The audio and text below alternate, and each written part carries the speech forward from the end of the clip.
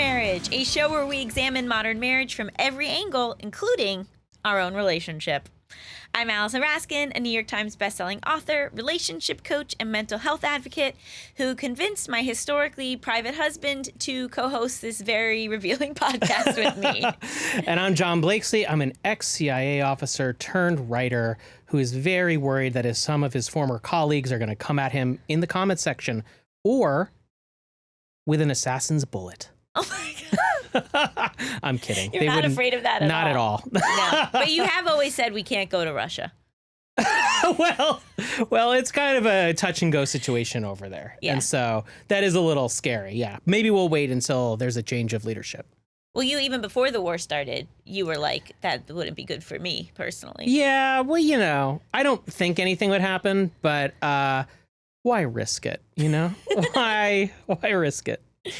So we have a potentially controversial episode for everyone today. Absolutely. We get into some, I would say perhaps taboo elements Yeah. of what it means to have an interfaith marriage.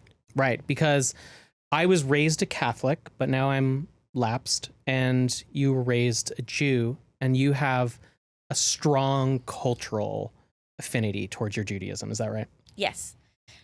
Can I share the adorable story of you trying to be a good husband to a Jewish woman? Yeah. Where it was Rosh Hashanah, which is like the New Year, and when you wish someone a Happy New Year, you say Shana Tova. Right. But you called me up and you said Shana Tova, honey. Shana Tova. Like it was like a lake in Wisconsin.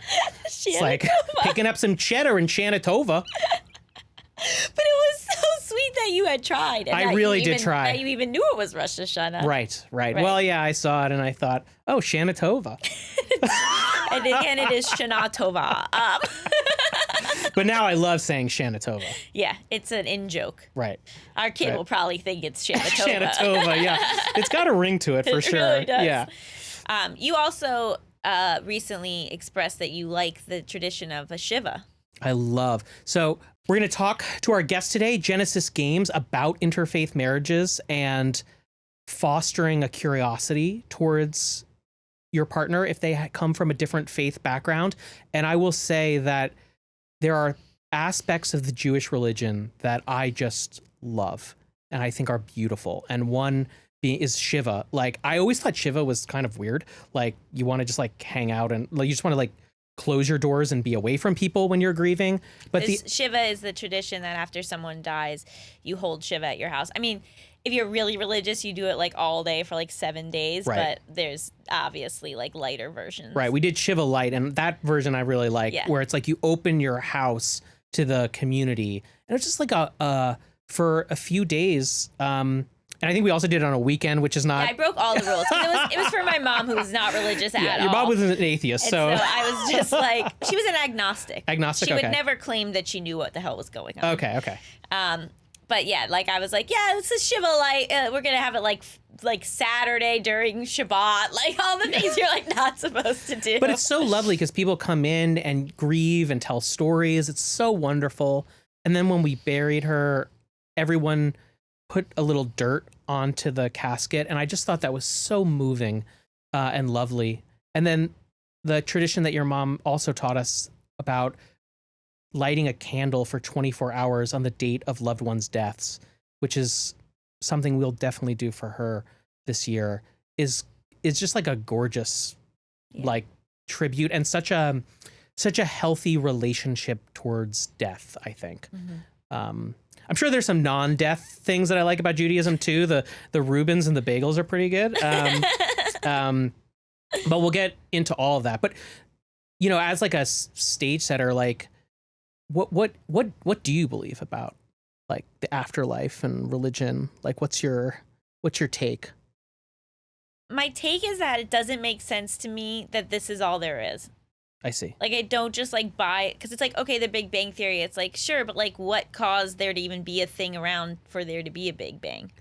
Like, where did it originally all come from? So I'm very much, I'm an optimistic spiritualist who believes that there's just a way more going on. Do I know that that looks like traditional, like Heaven, no. I definitely don't like believe in hell. The idea of reincarnation, I don't really like it. Really? Because my whole thing is that I want to maintain my current consciousness. You want to be Allison. Like I want For all Allison eternity, to yeah. continue, and I Yeah. want my mom to continue, and I Right. want all those people to continue as they were. And so reincarnation, it's sort of like you're just a new person. Right. Right. So I like it's very self-soothing what I believe. It's like what I want to be the case. Right. Even though I know I don't actually know anything. Interesting. You told me very early on that you were a Jew for Jesus. No, I didn't. You did it as a joke, but it was very funny, and it does kind of make sense. Like you could, like Jesus was a like hyper liberal radical, raging against a fascist regime. He was, you believe in heaven or some kind of afterlife, which is unique to Christianity, and.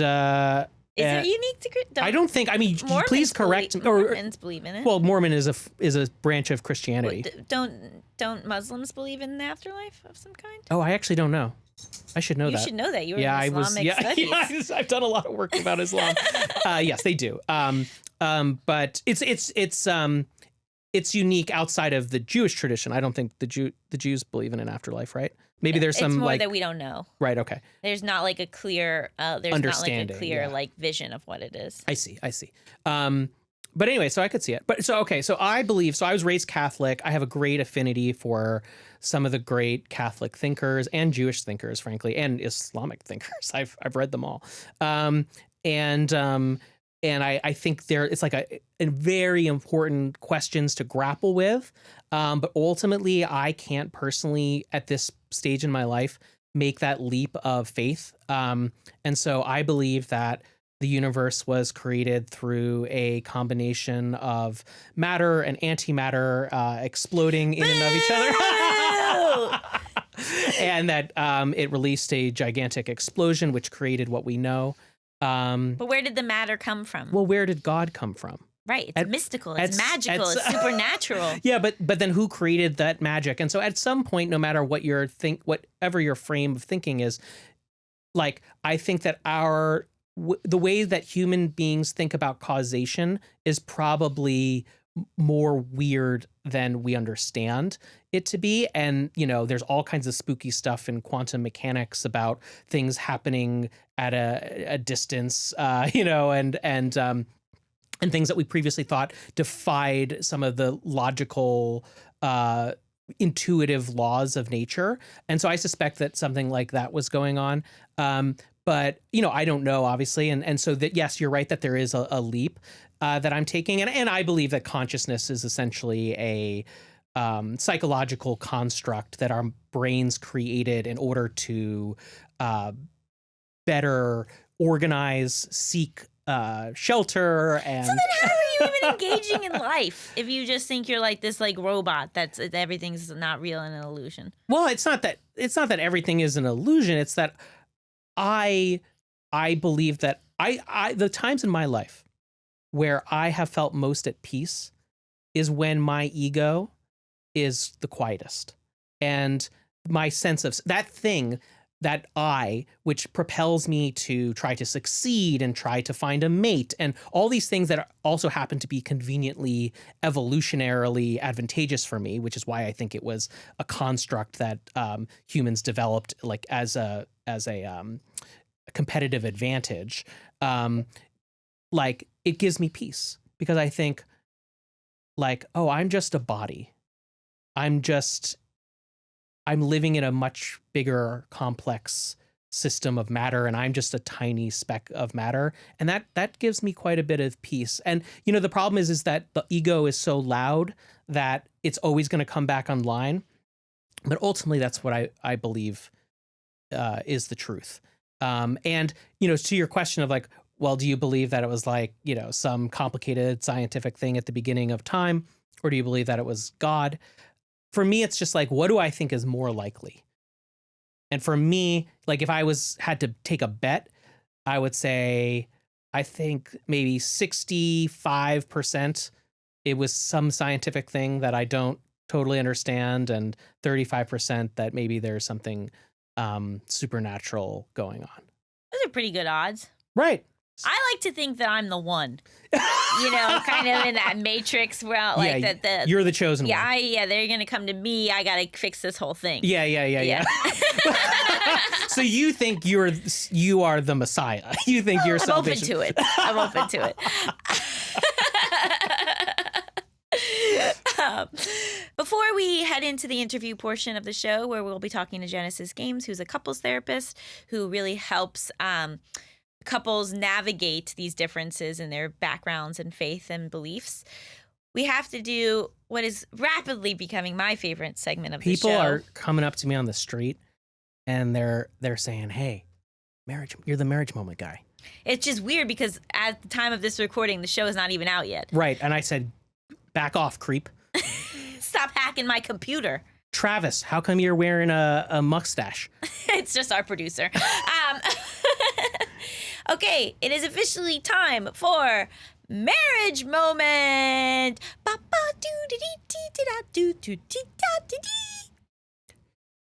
So to be clear, we actually have a talented group of musicians who offered to give us songs, but the people on the street, they want the Allison songs, and no, they're right. You don't. On the way here, you said, "Are you sure you don't want us to have like a official song, like a sting?" And I said, "No, I'm going live." Right, and I said, "Thank God," because your musical talents are unparalleled, and I just wanted to make sure that you still believed in yourself.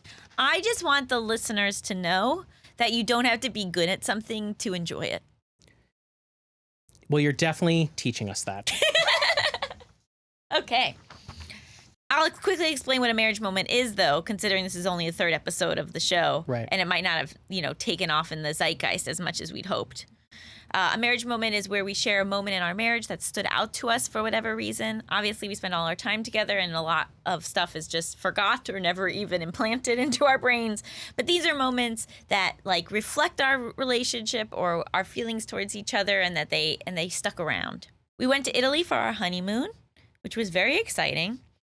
And you planned the entire thing because I have a lot of travel anxiety, and thinking about the trip was anxiety producing for me. So I just kind of wanted to show up. Right. And be told where to go. Right. Also, I'd done more of the wedding planning, so it was a way for us to share responsibilities. Right. And so part of the itinerary was a day trip to that city where I got that perfume. What was that? Siena. And so we go to Siena. It's so beautiful. It's so fun. I get this fancy perfume.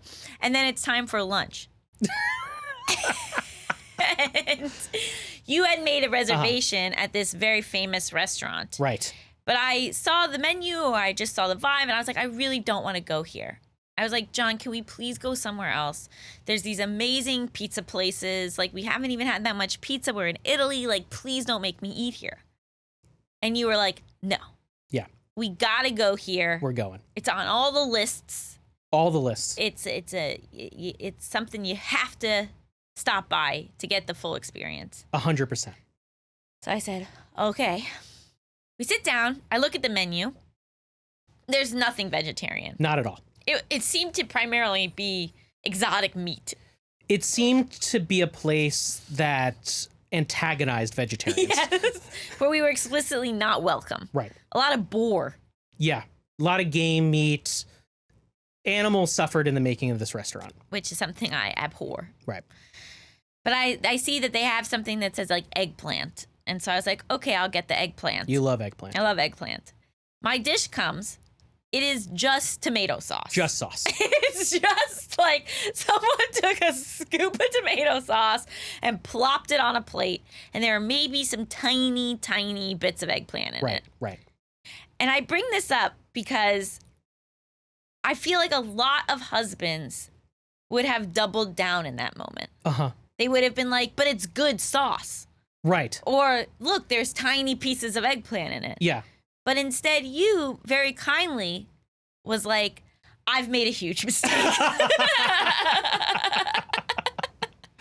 Oh, wow. And so we were able to laugh about it. Yes. We still joke about it as like this big mistake that you made. Right. And how upsetting it was that I just got a plate of sauce. And that's what makes being married to you so lovely. Oh, thank you. Now, would you still feel that way if I told you that I called the restaurant ahead and I said, just give her sauce?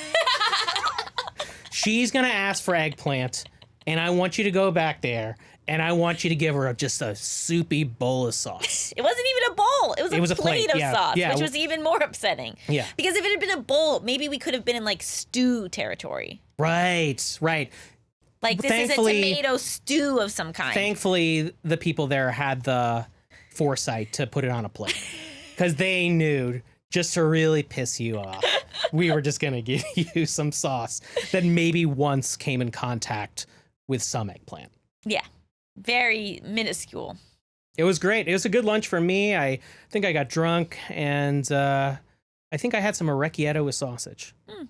Delicious. So I appreciated you not getting defensive in that moment. Yeah, I knew I was in big trouble. And it was our honeymoon.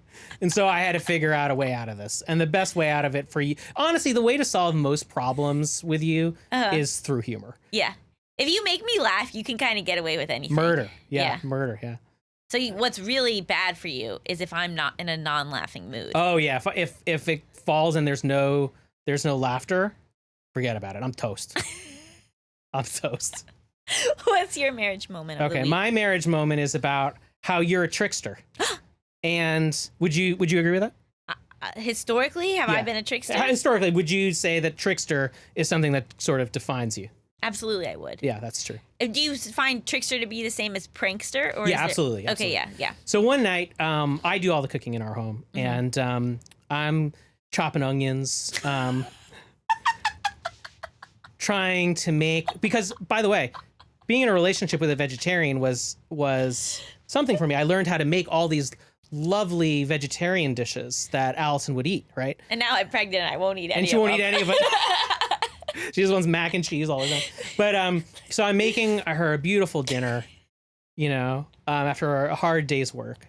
And Allison comes up to me and she says, "Hey, honey, just so you know, Phantom, our dog, he has, was it MRI or no, what? He just had a vet appointment. A vet appointment. And he's got a vet appointment. And he's going to go through some tests on tomorrow. And I need you to get him there." Like, "Oh, of course, honey. Yeah, absolutely."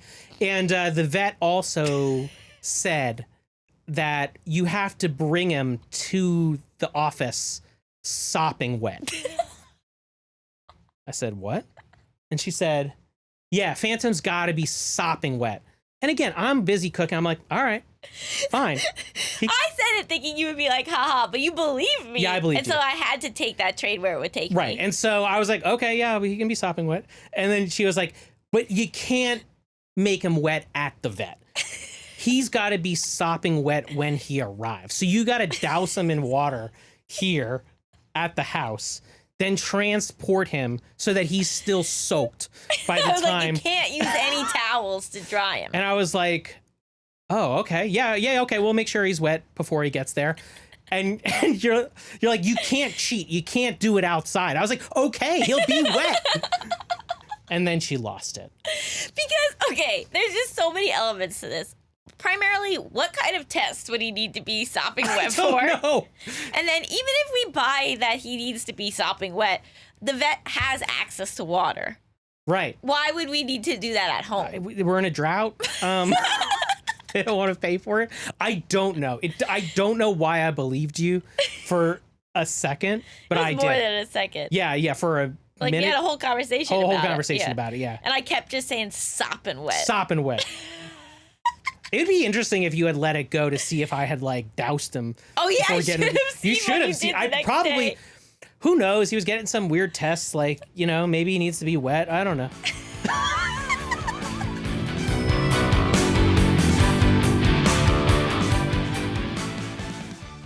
Welcome back to Starter Marriage. It's time to pop The question. This is the part of the show where we do a deep dive into the main topic of the episode. And this week we are joined by an incredible guest. Genesis Games is a licensed mental health counselor, qualified supervisor, and owner of Healing Connections, a boutique virtual practice located in sunny South Florida. She is also a level 3 Gottman method trained couples therapist, which is very exciting for me personally as a total Gottman head. So thank you so much for joining us, Genesis. Thank you so much for having me. We are really excited to talk to you today about interfaith marriages, and not just because we are in one. Yeah. Just coincidence.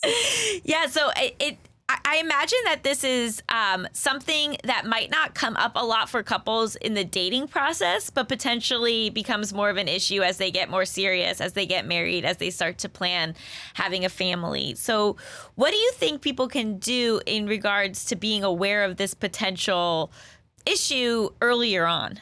So I think it's talking about it. A lot of times we dance around the topic. And so like you said, in the early stages of dating, a lot of times this is not in the forefront of our mind.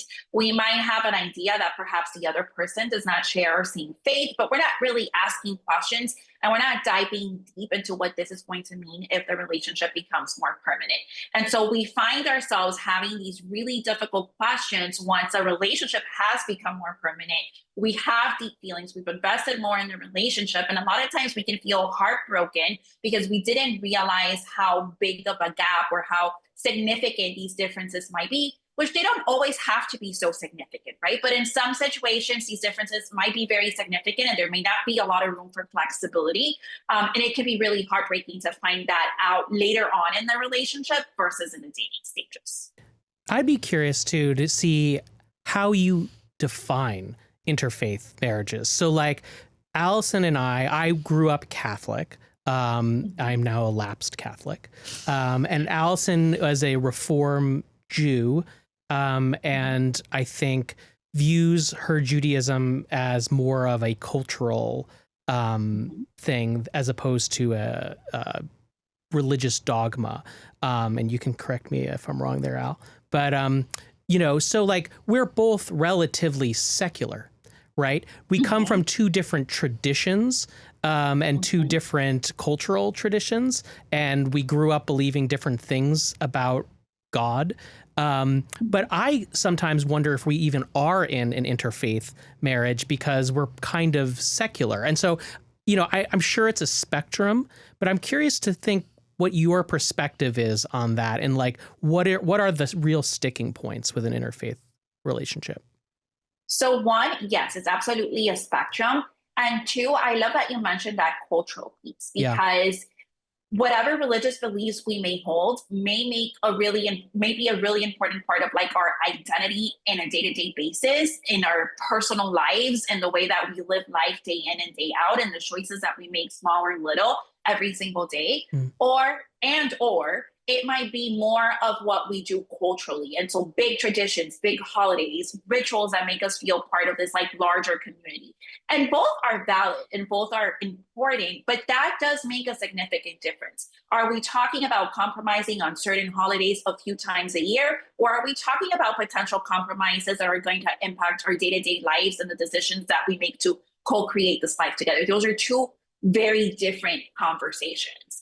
And then the other thing that I would say, it's important to know what relationship I have with my faith versus what relationship my partner has with their faith. How do we live out our faith on a regular basis? So two people coming from different backgrounds, but both being more secular, there's probably a lot of room for flexibility.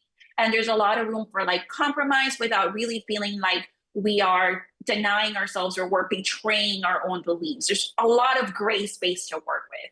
If it's two people from different beliefs, but both are very devout and their beliefs kind of inform their day-to-day life and the decisions that they make, that is going to be a little bit more difficult to navigate and to find that gray area where we can have some flexibility and some compromise, again, without feeling like we are betraying our core beliefs and our core faith. But I also want to add that even between people from the same faith, there are going to be differences. Mhm. And those differences can be significant. So you may have someone, for example, that's Catholic and someone that's an evangelical Christian, and there are going to be some significant differences between those two. And so if those two are very devout to their relationship, to their faith, and their faith informs your day-to-day life, there might be some difficulties in navigating. It's interesting because I wonder for you, John, like when I think of like my main identifiers, like what are like my main identities? You know, it's like woman, writer, and honestly, Jewish is up there for me. It is like one of the main ways that I view myself and how I exist in this world. And do you feel that way about being Catholic? No, not on a daily basis, but it sneaks up on me in interesting ways. Like I was genuinely excited to see who the new pope was going to be. Mm-hmm. Like I was like live streaming it and wanted to know who the new pope is. This is a person who, if you ask me, I would say, I don't believe God exists, but I am like interested to know who the pope is. And I think, and I've had a struggled relationship with my faith. I've been faithful at times. I haven't been faithful. And I'm genuinely interested in it. And I always gravitate back to the Catholics because that's what I'm used to. But no, it's not central to my identity, I suppose. It's interesting because I think that if I was with someone who was Jewish, at this point in my life, I would maybe be more open to raising my child Jewish than I was when we met. That's interesting. But I know that that's kind of off the table for me. Well, Genesis, let me tell you what I think about all this, and then I want to get your opinion. This show sort of becomes just different people being couples therapists for me and Allison. I love it. Is that the way I've thought about it? Because a religion isn't just a culture; it's also truth claims about what is the world. You know, what is the meaning of reality. And Allison and I are expecting our first child in December, and nothing is more clear. Thank you so much. And nothing is more clarifying than finding out you're going to be a father, and that some little kid is going to be asking me like, "Why is the sky blue? Where did all of this come from?" For me to like think deeply about this. And I don't have a great answer to all of those things, but I have one answer about our differing faiths or our differing faith backgrounds.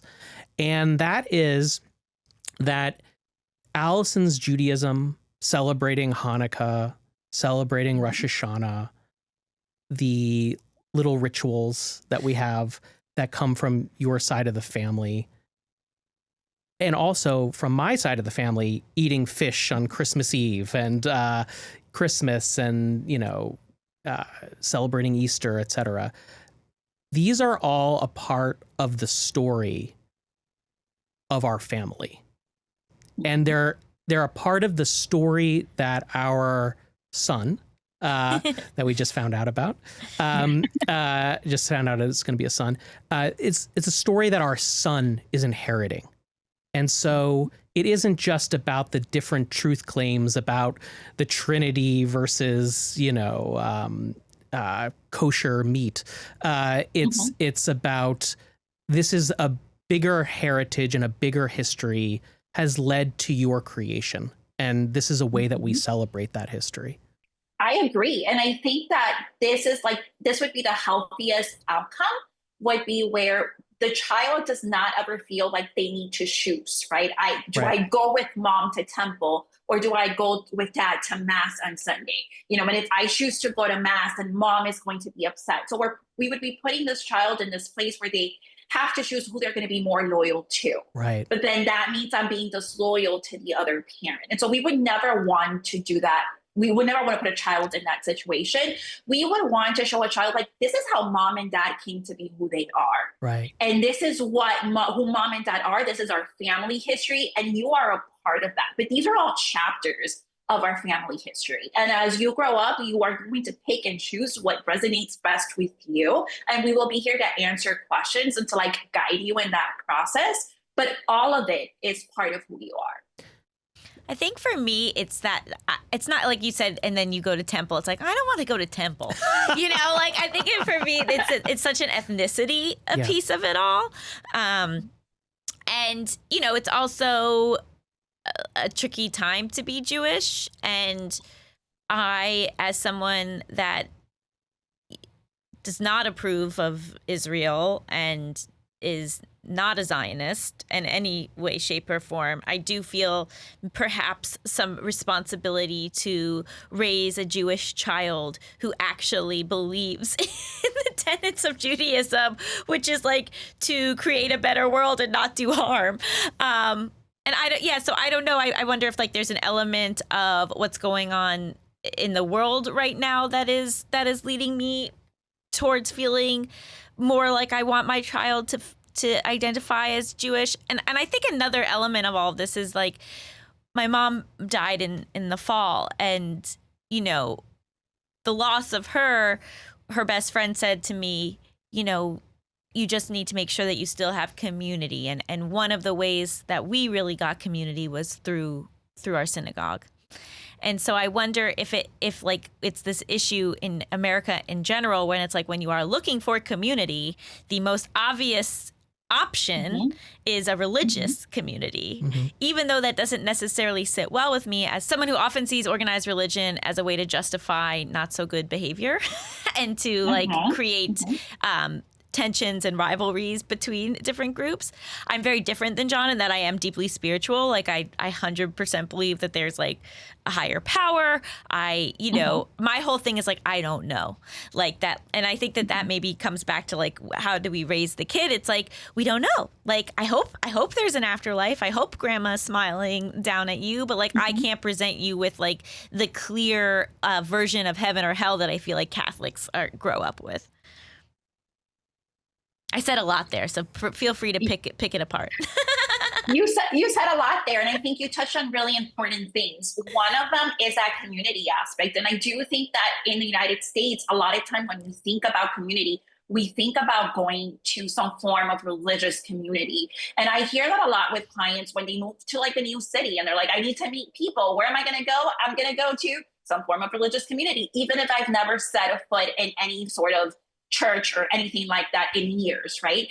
Because we really don't have a lot of third spaces. So that just becomes a place where we can meet potentially like-minded people and build some relationships. Now, I think that we can see it as a place for community and still hold some boundaries of the things that maybe we don't agree with, right? And kind of communicate that to our children and even communicate that to our partner. I may be seeking community in this place, and there's some things that I agree with. There are some values and some tenets about my specific religion that I definitely hold true, and that is something that I would want to pass on to our children. It's a lot of times we're going to share a lot of the same values, right? Those are typically similarities among people. If we've come together and we are overall compatible, chances are that we are sharing the same values. Our values may come from different places. We may have learned them in different ways, but we probably hold the same values.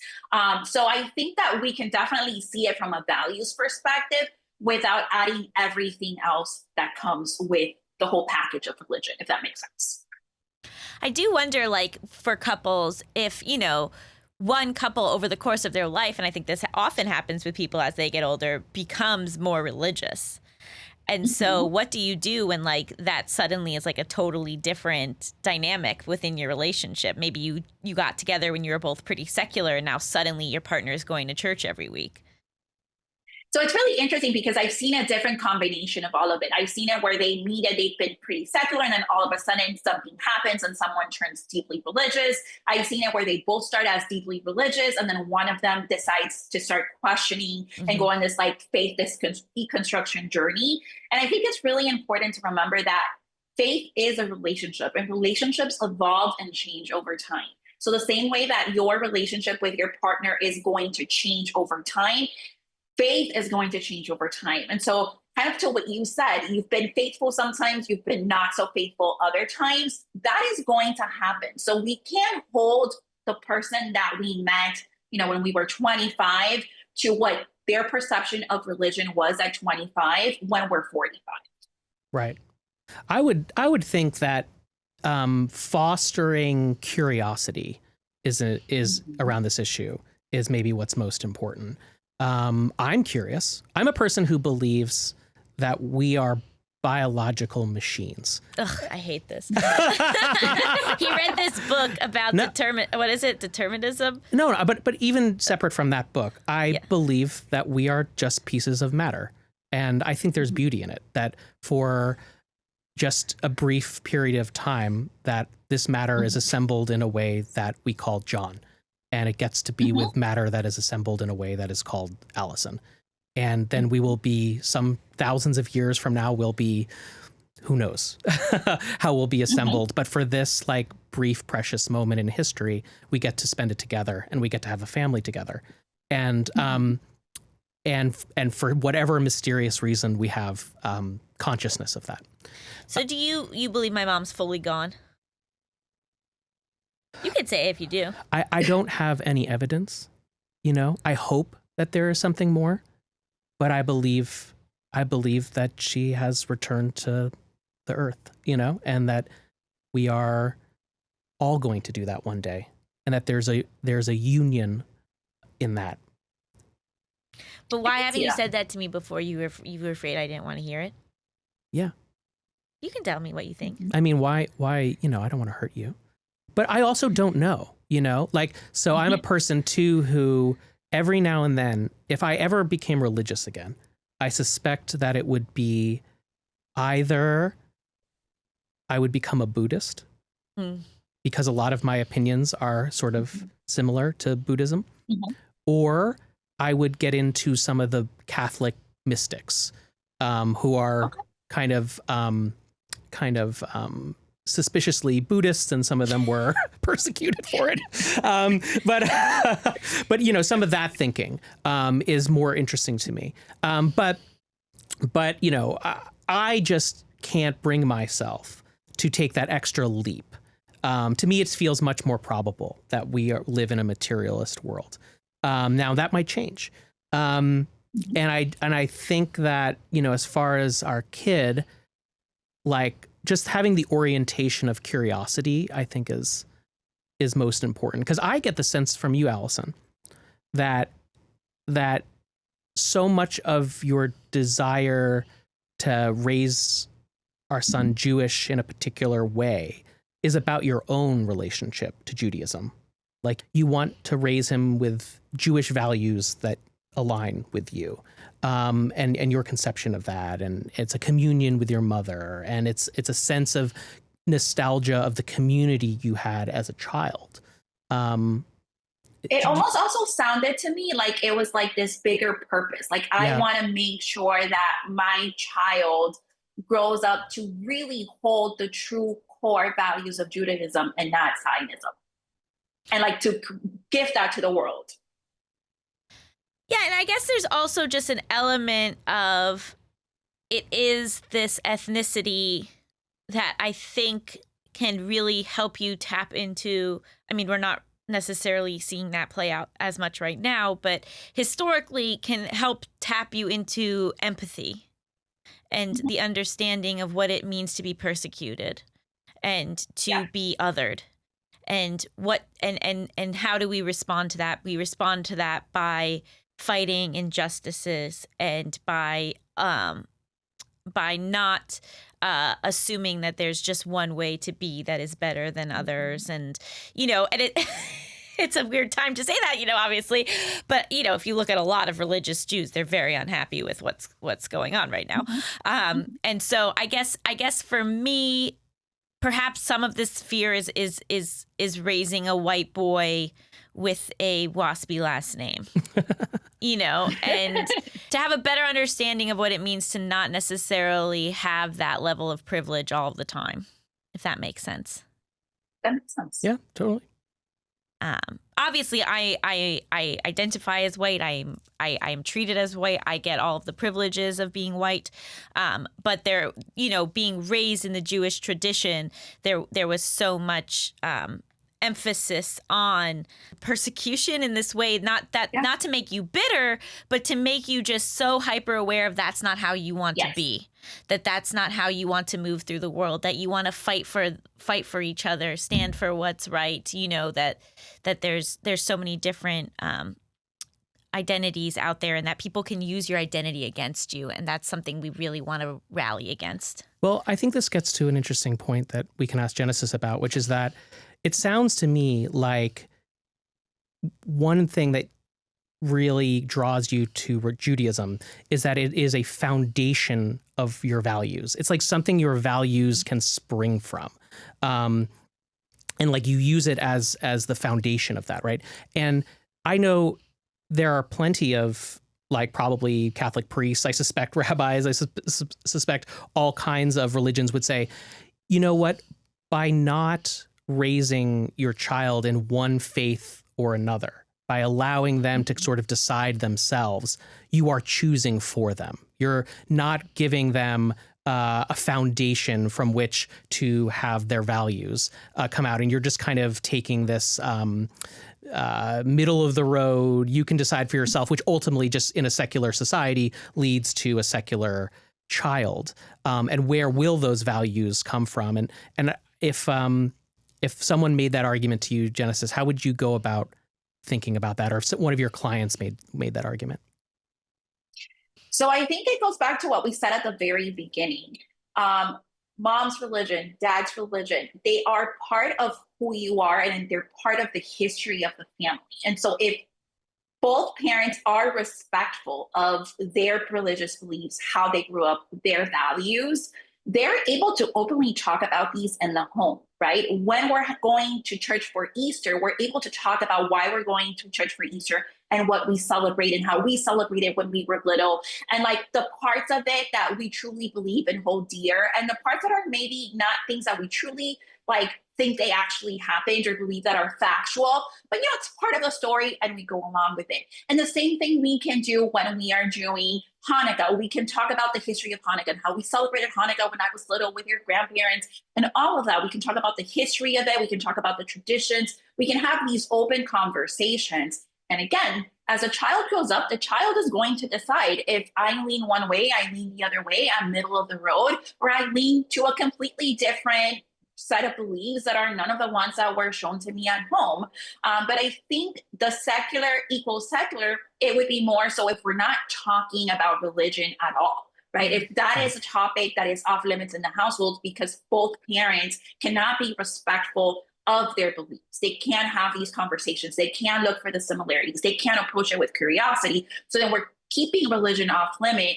And truly the child is not growing up with any true understanding of either set of beliefs. And it's only really experiencing secular, which is also okay, but that would be kind of the byproduct. So would you think that the two, in your opinion, better choices are either to just agree to be totally secular or agree to embrace and discuss both sides of your family culture as opposed to allowing them to compete with each other? Definitely no competition, right? But I think, and ideally, if we have really kind of worked with it as a couple, we should be able to talk about it and embrace it and talk about the history and talk about why is it so important. Talk about why, you know, Dad doesn't really see himself as Catholic most of the time when he thinks about what describes me, but Mom does. And why is that? I think these conversations are really valuable in that child creating their own unique identity in this world. It's so interesting with identities too, because like, and I feel like it's becoming more and more of an issue as we become more of a melting pot. You know, my name is John Philip Blakesley. It couldn't get more waspy than that. And granted, I'm not a WASP. I'm a Catholic, right? Because my mother is Italian. So I guess I grew up in an interfaith marriage in my home. So even though I don't look Italian at all, I really do identify as an Italian American because I grew up with a very strong personality mother who only cooked Italian food. And I grew up in a super Italian town where Catholicism is intimately linked. in the, you go to Italy, right? And that's all we see. And so I think for me, like, I don't necessarily want to I wouldn't like want to, I think, raise my kid religious. Like, I was thinking about it in preparation for this podcast. Like, what if I had married a Catholic girl who wanted like the kid to go through the whole gamut of Catholicism? I think I maybe would actually feel a little uncomfortable with that because of my views. But for me, like for our kid, I don't want them to walk into St. Peter's Basilica one day in Rome and be like, I'm melting, like, that this is also technically a part of their history, and that they can take an interest in it if they so please. Well, I think that touches on something, which is like, I think I have and this is problematic and obviously something I need to work through. I do have an aversion to Christian faiths and Catholicism. Yeah. It feels scary to me. It feels like an unsafe space. And so I think that it explains a lot of like how we're coming at this differently. Like, to me, we have a story like, my parents, when my mom was alive, was like, oh, like there's some sale, or like, do you want to get, oh my God, what's it called? Mezuzah? Yeah. Do you want to get a mezuzah? Like, we're ordering a mezuzah. Do you want a mezuzah? And I was like, a mezuzah, for those who don't know, is something you put outside the door of your home to sort of like, bless your home, and to sort of like, it's a way to like show it's a Jewish home. And I was like, oh yeah, I want that. But then it was like, okay, but if I allow a mezuzah in the house, does that mean that I then need to allow a cross in the house? And the idea of having a cross in my house, like, we have a Christmas tree every year. Like, the Christmas tree feels lovely, and I've really enjoyed Christmas. But the idea of having like a cross in my house felt so counterintuitive to like my way of life. I was like, well, I can't get the mezuzah because I can't open the door for there to be any cross. And so I'm finding that the way to like kind of protect myself in a sense is to kind of shut out both, rather than if I allow more Jewish items and things, then I have to, out of fairness, allow more Catholic things. So I wonder where that sense of unsafety comes from. Yeah, I was wondering that too. I think because they have historically persecuted Jews for centuries. And like, I mean, the Holocaust, like, just, I guess I grew up really seeing Christians and Catholics as like the aggressor in a lot of ways. And so it is a scary religion to me. And you see it, in some ways, obviously there's issues with a lot of Jewish people right now as well. But like, you could see it with what evangelical Christians want for this nation, the pressure for it to be like a white nationalist Christian nation, like the what that means for how they want to treat women, what that means for like putting religion in school, like, for all of the downsides I find in Orthodox Judaism, which is also a very sexist religion, the difference is that Jews don't try to convert. They're not going out there and trying to make people Jewish. Like, they're interested in making Jews more Jewish, but there's not this desire to spread Judaism to everybody in the way that like Christians, like, there's missionaries. There's this idea that like this country should be more Christian, and it feels very aggressive and not aligned with the things that I value, like, equality, like LGBTQ rights, like abortion, like, and so it feels scary to me in this way that I don't think that maybe Judaism feels for you. I love that you were able to share that, because I think for someone, I mean, and I'm not saying that, John, this was your thought, but for someone, it might be, it's just a cross, right? Like, I'm not asking you to come to mass with me. I'm not asking you to like partake in anything. It's just a cross. Like, what's the big deal with the cross? But that is a symbol that carries this very heavy historical present day kind of threat for you. which is very real and it's very valid. But here's where curiosity would be really important. Because again, from the outside, it might be it's just a cross. I'm not asking you to do anything enormous, but there is so much more to it. And for a lot of people also, there can be like religious trauma. There can be a lot of hurt that happen in religious settings that can be triggered even by a small symbol, not even like a ritual that we're engaging in, but just a small symbol. Yeah, that makes a lot of sense. I mean, I think it's funny when we have these conversations because I'm here, this materialist, often sticking up for Catholics, like when I fundamentally believe none of this is true. But I would say that I think you're maybe painting with a bit of a broad brush there. Like evangelicals are not Catholics. Christian, like even like I think about like the abuse that happens in the Catholic Church and the history of the abuse and the history of covering up the abuse. And again, there's no religion that's perfect. And honestly, I was rather religious, growing up until I was like about 16 years old. And then I decided that I couldn't have such issues with just Christianity, like that wasn't fair.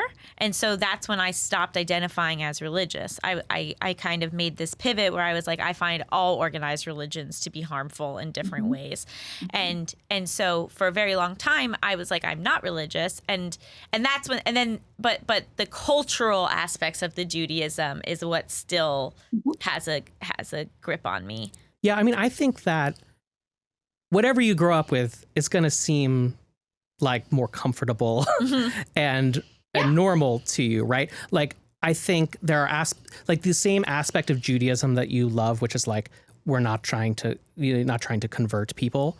Like, I grew up thinking that was like, it's exclusionary and we are a special people better than everyone else. Right. As opposed to Catholicism, which is that we want to spread love to every human on earth. Right. So like, there's two ways of looking at that. Yeah. And so I guess I would just say that like there is an interpretation of most faiths, I believe, that is worthwhile and can fit in a modern liberal progressive couples context. And it's just about having the curiosity to like incorporate that into your family story. Because also it's funny, like in a way, like the central figure of Catholicism is a Jewish rabbi, and they're two of the oldest religions on earth. This would maybe be a much larger chasm to bridge if, I don't know if I was in the Church of Latter-day Saints or, something newer, which gets me actually to kind of a fun question is like, have you ever counseled someone in an interfaith marriage that is like, I don't know, a Wiccan or like, or a pagan I have not, but that would be really interesting. Yeah. And that would be a lot of fun. Right. Because, a thing that is also fascinating about this conversation is that like Allison is a Jew who believes that there is a heaven, right? I believe in the after. I think there's more going on than what we see. Like I want to believe that there is more to our reality than this version.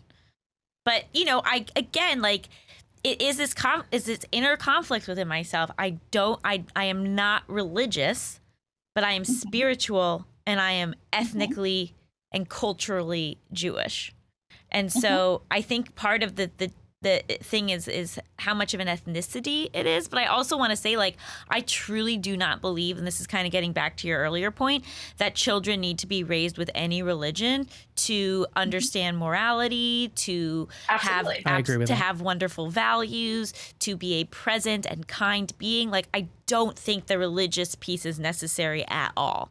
I think it's just historically, a lot of our values have come from our religion. And so that's kind of how it's been passed down. And so there's this kind of like black and white idea that if I want my child to be a morally correct person and like a good citizen and just a good overall human being in society, they need to grow with some sort of a religion. But that's absolutely not true. They can definitely know about the religions in their family and in their history, but they definitely do not have to like espouse to a religion to be able to grow to be like moral human beings. I think it's like religion is used as like a heuristic, where it's like, I don't know what that word means. it's like a tool through which to explain morality, you know, because it just takes a little more work to be like, this is why you should treat people this way, right? Because ultimately, right, like the moral order or like morality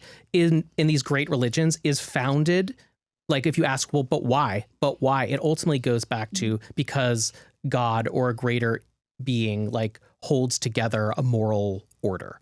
And God passed that moral order on through stone tablets to Moses, or, you know, the Son of God delivered that.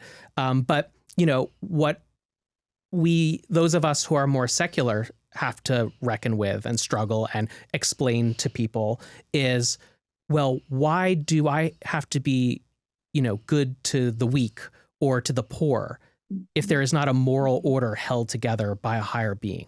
And so I think that it's just a way, it's like talking about God makes that a lot easier to understand and to ground, but that doesn't mean that it's impossible. And it's certainly for me, you know, that's what I've been grappling with is like, if my child asks me these questions, what is my answer?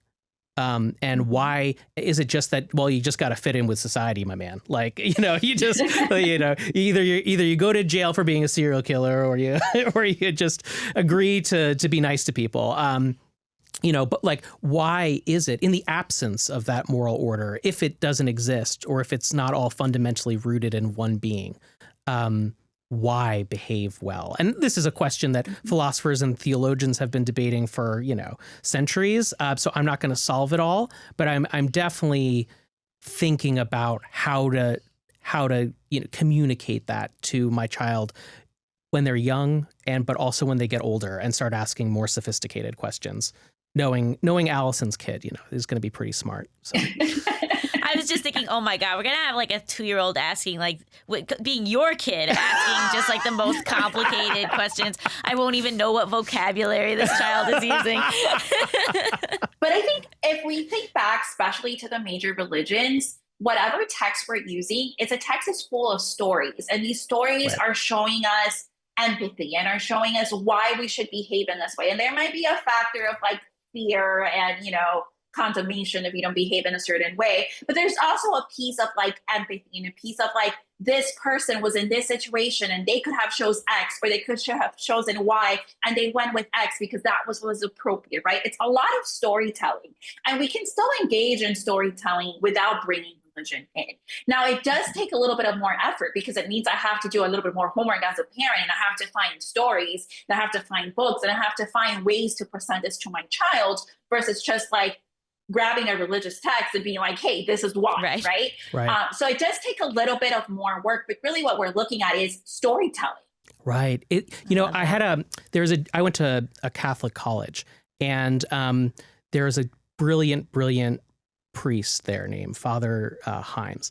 And he would talk about this in this way, kind of similar to what you're saying, Genesis, is that he would say that that the Bible, so the Torah, or Old Testament, as the Catholics would say, and the New Testament, it's like 3,000 years of human wisdom put into a story.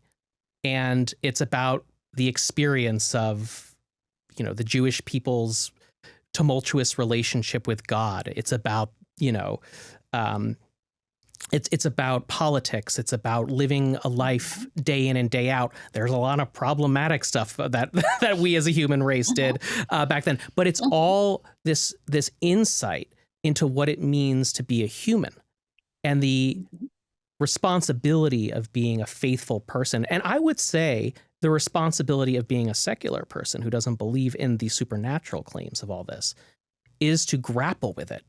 And to say, to not be so arrogant as to say that I know more than 3,000 years of human wisdom and storytelling and insight, but that I can take it in and I can say, oh yeah, this makes a lot of sense. I think I can think about my life in this way a little bit. Or, you know what, that doesn't really work for me. And I don't think that really applies anymore in 2025. Mm-hmm. And let it be a living history, a living document yeah, go ahead. I love that because that targets like the nuance. Yeah. There can still be things from any religious text that kind of holds true to us and makes sense to us and provides a sense of comfort or a sense of whatever it may be this day and age. And then there can be a lot of things in that religious text that just don't make sense to us and maybe made sense back then for like the historical, societal, political context of back then,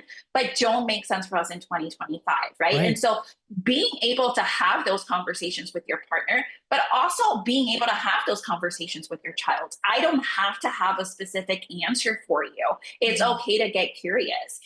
We don't have to completely shun out this text from our household. We can read it together. We can talk about it. We can engage in dialogue. And again, I don't have to have this very certain, wholehearted, 100% type of answer, but we can grapple with it and we can talk about it and we can talk about the things that resonate and are relevant and we can talk about the things that make us feel very uncomfortable and that go against our worldview and that we don't stand for. Because I get this sense, and tell me what you think, Genesis, I get the sense that when people get angry at religions, like as they get older, it's often because they were told as a child that this is correct and these other things are wrong.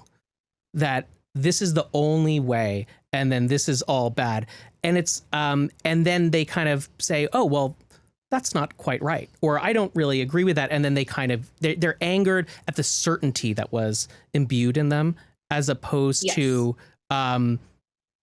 perhaps raising a child that is questioning and thinking and grappling and allowed to evolve in this area.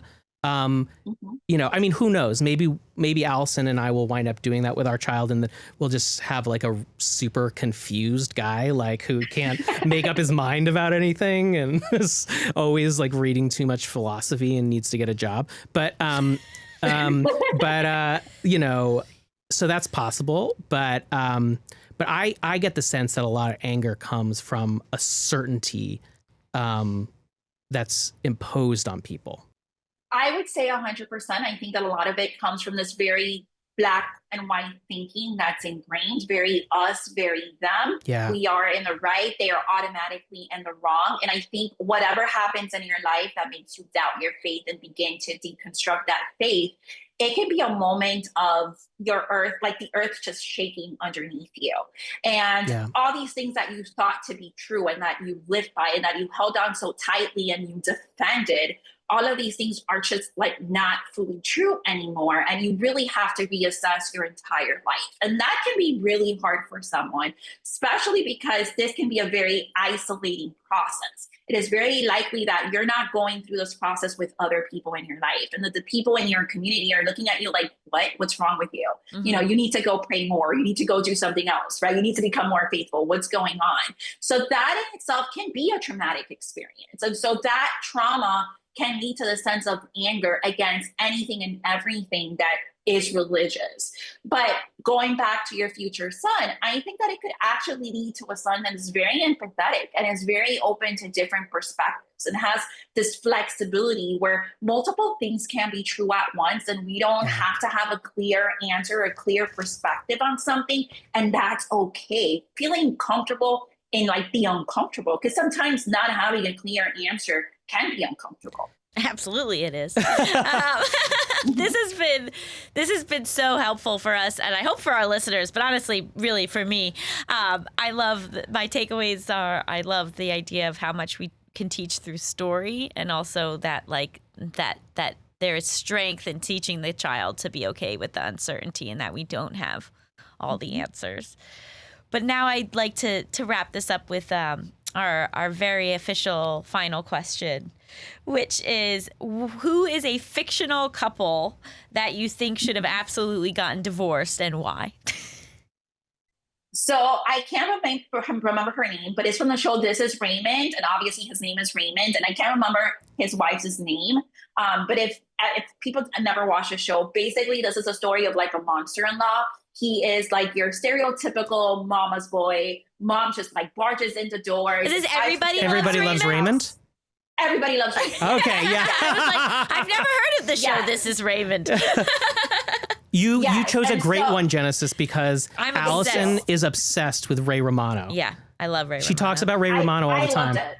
I loved it. Okay, so I think he's amazing. So who you think Ray and his wife should have gotten divorced? I think they should have. I think like he had to grow up. He had to grow up and cut the umbilical cord with mom. The entire show. I remember at one point, like she was involved in their sex life. There was definitely not a line she did not cross, and he just did not get it.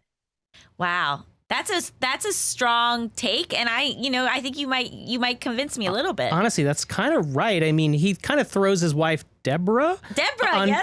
That's true. That's her name. Under the bus a lot for his mother's sake, and at some point you gotta make a new connection with your wife, and oh my God, thank God we don't live across the street from either of our parents, but but hey, it made for great TV. It did. It made for great TV. It was great. I love the show. Awesome. Thank you so much for joining us. Where can people find you and follow all the stuff that you're up to? You can find me on Instagram as @the_Miami_therapist, and you can also visit my website, healingconnections-therapy.com. Amazing. Thank you so much. Thank you, Genesis. It was a pleasure.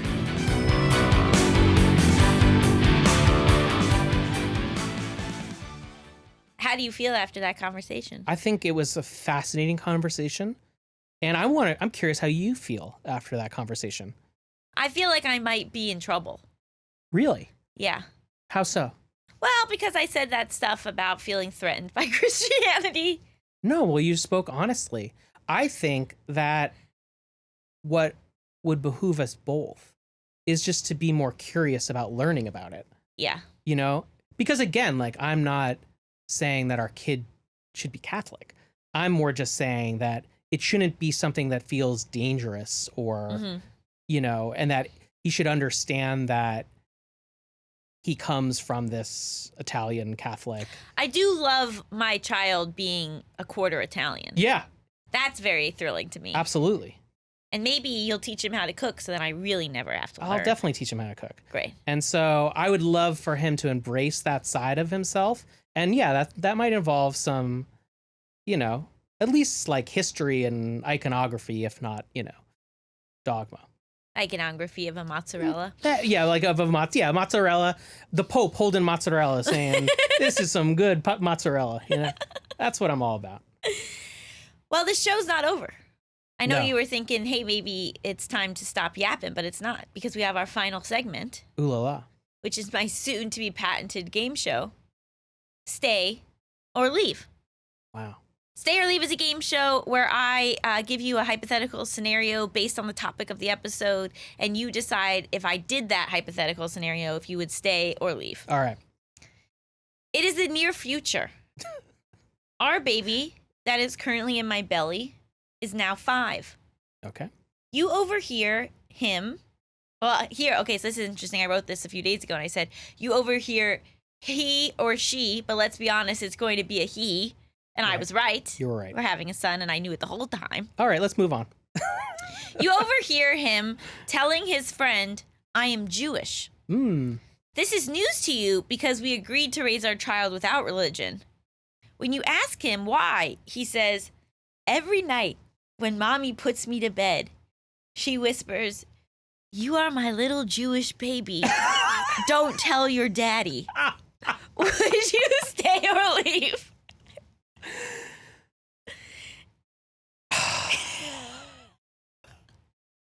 Leave. You're trying to turn you're have secrets with our son about his identity that he's not allowed to tell me. I mean, I would say, so why did you say it in front of me then?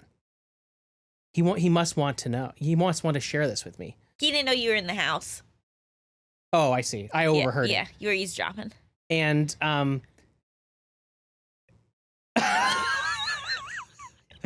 Look, in real life, I'm staying and working through these things, but for the purpose of the game show, I'm out. Now, what if I had just said, "You're my little Jewish baby" every night, and I hadn't added "Don't tell your daddy"? That's different. Then you'd say he is Jewish. Yeah. Okay, great. All right, now I know where the line is. That's huge for you because you're always trying to find it. Well, thank you all so much for joining us for another episode of Starter Marriage. We will be back next Monday with another brand new episode. And if you would like to subscribe, tell your friends about the show, rate the show, that would be huge for us. 5 stars, please. We'll take a 4. I'll take a 4. No, I really want 5. Okay. Okay. And All I'll right. take it personally. You don't have people hold on to the 5 like it's like only their favorite podcast has to be 5. It's cheap. Just go 5. There's no reason to go 4. Okay. And then this video is posted on youtube.com/justbetweenus. Right. So if you wanted to see our facial expressions, And our dogs. that's available right now. Also, if you want to submit your own marriage moment to the show, because we're going to start sharing other people's marriage moments, you can send an email to startermarriagepodcast@gmail.com. That's startermarriagepodcast@gmail.com. We're also open to episode topics. What elements of modern marriage do you want us to explore? Do you want to promote my books? If you're really bored. And you're like, I don't read enough. You should check out Allison's book. I think Conversations of Modern Marriage, where we just About modern marriage. You should check No, out. you don't get to redo it. I don't get to redo You don't this. get to redo that. I think Conversations about Modern Marriage, which deals with a lot of the topics that we talk about on this show, and her new romcom novel, Save the Date, where I may or may not be featured as a main character. That was nice. I think we'll have you promote it from now on. Okay, Yeah. cool. Just, double check Learn the the title. titles. Yeah. All right. As we say in our home, let's say it together on 3. 1, 2, Au our revoir. woof. Can we ever explain why we say that in the show? It's just our version of goodbye.